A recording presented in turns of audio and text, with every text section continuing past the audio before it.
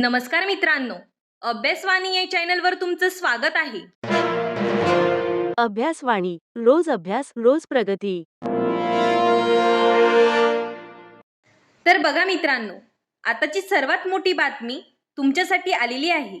S T महामंडळ भरती 2026 बाबत एक महत्त्वपूर्ण अपडेट आलेली आहे.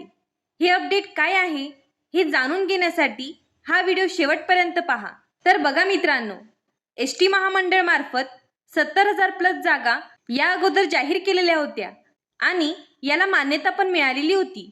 पण या प्रोसेसला कुठल्याही प्रकारची सुरुवात करण्यात आलेली नव्हती. पण आता यामध्ये एक महत्त्वपूर्ण अपडेट आलेली आहे. 7 जुलै म्हणजे कालच अपडेट आलेली आहे.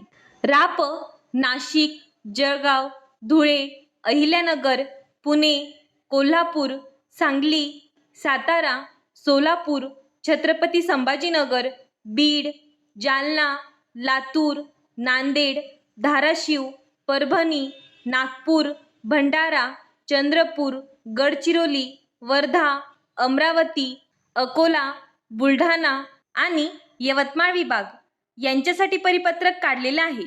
विषय बघा, घटक संवर्ग वर्ग 3 व वर्ग 4 पदातील कर्मचाऱ्यांची रिक्त स्थितीबाबत उपरोक्त विषयाच्या अनुषंगाने कळवण्यात येते की घटक संवर्ग वर्ग 3 व वर्ग 4 पदातील चालक व चालक तथा वाहक, शिपाई, लिपिक, टंकलेखक व सहाय्यक पदातील कर्मचाऱ्यांची माही जुलै सोबत दिलेल्या विहित नमुन्यात आज दिनांक 7 जुलै 2026 रोजी 15 वाजेपर्यंत म्हणजे दुपारी 3 वाजेपर्यंत ईमेल पाठवण्यात यावी.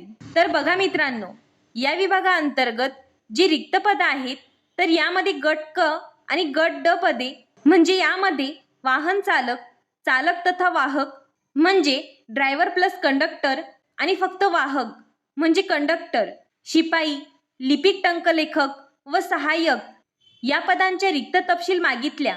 म्हणजे किती जागा रिक्त आहेत याचा पूर्ण आराखडा या ठिकाणी दिलेला आहे. ही खूप आनंदाची बातमी आहे, कारण आतापर्यंत एस टी महामंडळ भरतीबाबत कुठल्याही प्रकारची अपडेट आलेली नव्हती. हे जे अपडेट आहे तर ते तुमच्यासाठी खूप महत्त्वाचं असणार आहे, कारण रिक्त जागेचा तपशील त्यांनी मागितलेला आहे आणि कालचा जो तपशील आहे तो त्यांच्याकडे ईमेलद्वारे पोचलेला असेलच. या भरतीबाबत अजून काही अपडेट आली तर मी व्हिडिओवरून तुमच्यापर्यंत नक्की पोचवेल.